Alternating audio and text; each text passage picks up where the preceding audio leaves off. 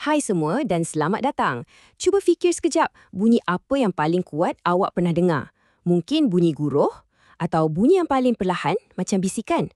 Bunyi ni kan ada di mana-mana je. Tapi apa sebenarnya bunyi tu? Hari ni kita akan jadi detektif sains dan bongkar misteri bunyi bersama-sama. Pernah tak awak terfikir macam mana semua bunyi kat sekeliling kita ni boleh sampai ke telinga? Macam mana kita boleh dengar kicauan burung kat luar tingkap atau suara mak panggil makan? Kan macam ada magic je. Itulah soalan besar yang akan kita jawab hari ni. Jom! Okey, untuk faham semua ni, kita kena mula dari asas. Soalan pertama sekali, apakah itu bunyi? Dalam bahasa Mandarin, kita sebut 什么是声音?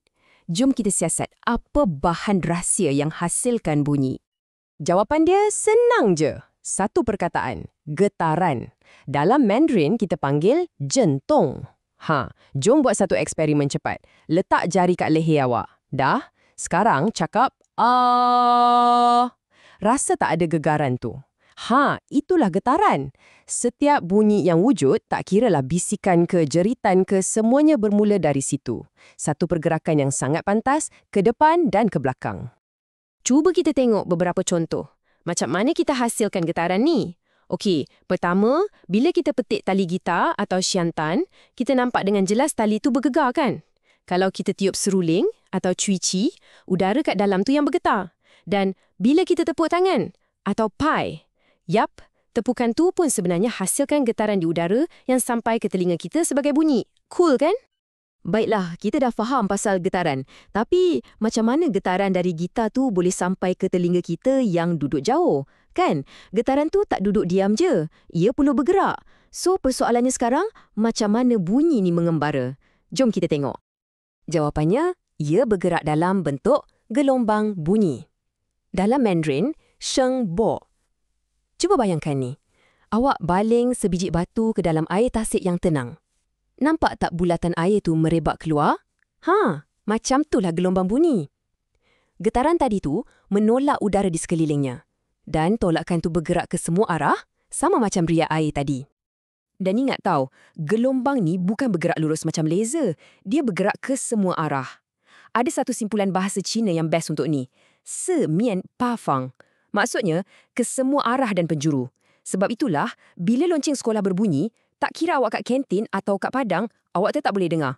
Sebab bunyinya merebak ke mana-mana. Okey, sekarang bahagian yang paling seronok. Apa jadi bila gelombang bunyi yang tengah bergerak ni terlanggar sesuatu? Macam dinding ke, gunung ke, adakah dia akan stop macam tu je? Jom kita siasat tentang pantulan bunyi dan gema. So, bayangkan gelombang bunyi ni macam bola. Kalau kita baling bola ke dinding yang keras, apa jadi? Mesti dia melantun balik kan? Betul, bunyi pun macam tu juga. Bila dia langgar permukaan yang keras dan licin, dia akan melantun balik. Proses melantun balik tu, kita panggil pantulan. Dalam Mandarin, fanshe. Dan bunyi yang melantun balik dan kita dengar semula tu, itulah gema atau hui sheng.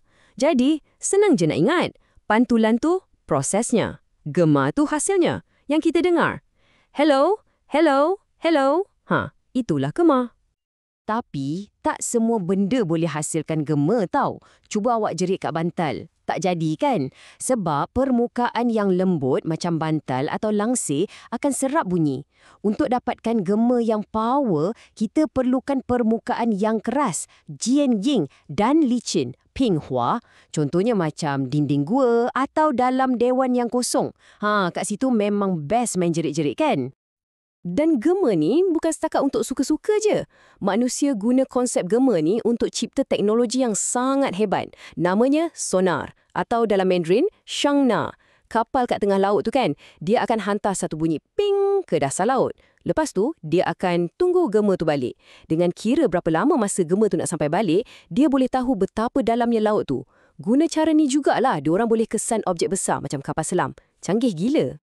Okey, nampaknya kita semua dah macam pakar bunyi.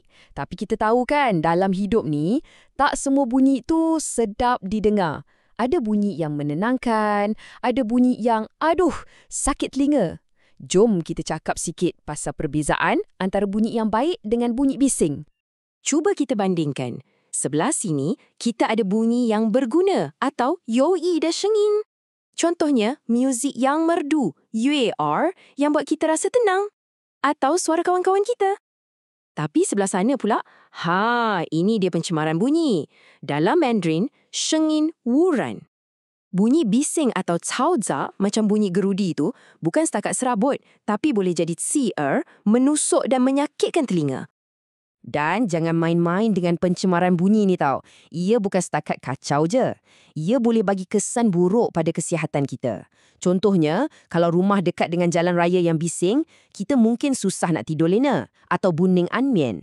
Dan yang paling bahaya, kalau kita selalu terdedah pada bunyi yang terlampau kuat, ia boleh merosakkan pendengaran kita untuk selamanya.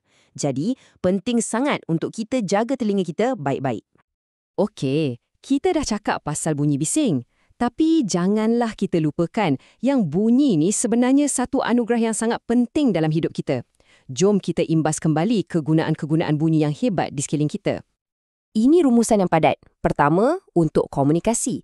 Tanpa bunyi, macam mana kita nak berborak dengan kawan dan keluarga kan? Kedua, sebagai amaran. Bunyi siren ambulans tu penting untuk beritahu kita supaya bagi laluan. Ia boleh selamatkan nyawa. Ketiga, untuk hiburan. Bayangkan dunia tanpa muzik. Mesti bosan gila kan? Dan akhir sekali, teknologi. Kita dah belajar pasal sonar yang bantu kita teruk ke lautan.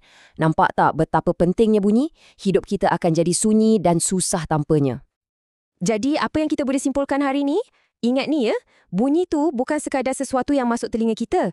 Ia sebenarnya adalah getaran yang membentuk dan memberi warna kepada dunia kita. Bunyi menghubungkan kita, melindungi kita dan menceriakan kita.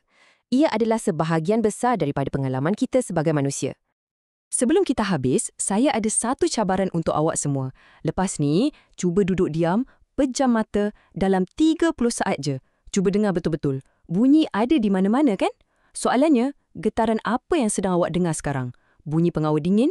Bunyi orang berjalan kat luar? Fikir-fikirkan ya. Terima kasih semua sebab sertai pengembaraan kita dalam dunia bunyi hari ini. Jumpa lagi!